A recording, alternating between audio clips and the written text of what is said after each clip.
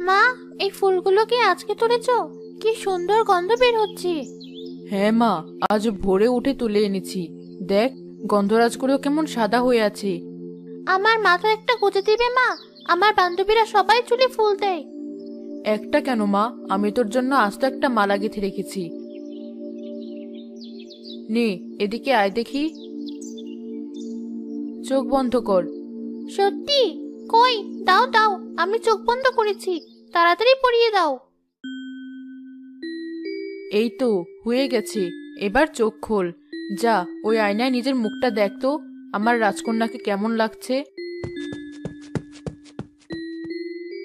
কি সুন্দর লাগছে। মা, আমিও তোমার মতো এমন সুন্দর মালা গাঁথতে শিখবো। তুই মালা গাঁথবি কেন? তুই তো পড়াশোনা করবি, মাস্টারের কাছে পড়তে যাবি, অনেক বড় হবি। আমি অনেক বড় হব, তখন তোমাকে আর কষ্ট করে বাজারে গিয়ে ফুল বেচতে হবে না। আমরা বড় একটা ঘর বানাবো।